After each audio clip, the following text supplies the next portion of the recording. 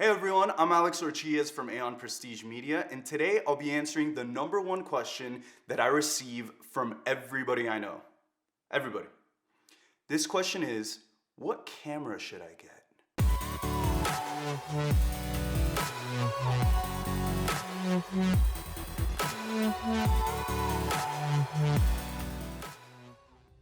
So you want to start taking photos and perhaps shooting video, but have no idea which camera to get or where to even start. I'll be going over my favorite starter camera. And yes, I have owned and shot with it throughout my filmmaking and photography career. And if you're entirely new to photography, I highly recommend watching my Camera Basics video, which I'll link right here. So let's get started. The one camera that I always recommend to everyone starting out in this field is the Sony a6000.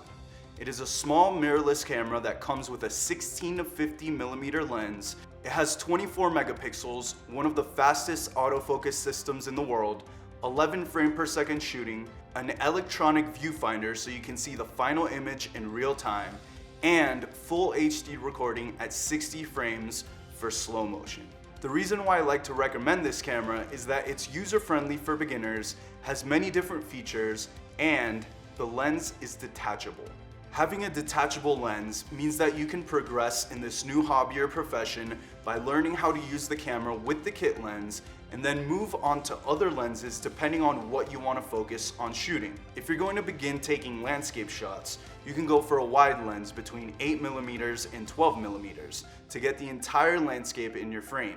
If you're wanting to focus on portraits, perhaps a fast 50mm or 85mm would be perfect for you. By the way, fast means that the lens has an aperture between f1 and f2.8, so you get that beautiful background blur that you love so much in your portraits.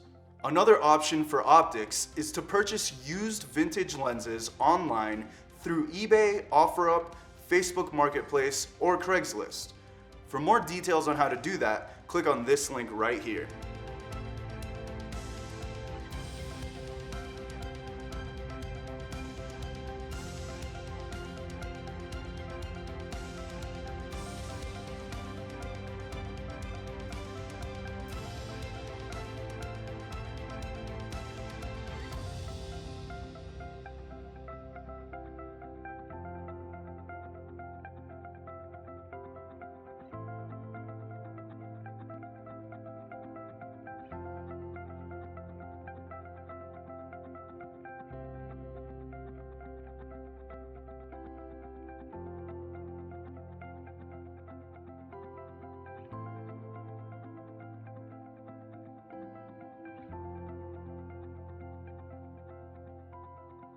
If you end up taking my advice and purchasing the Sony a6000 as your first camera, be sure to get an SD card and a few extra batteries for it. I'll be leaving the link in the description below. Thanks for watching, and I'll see you in the next video.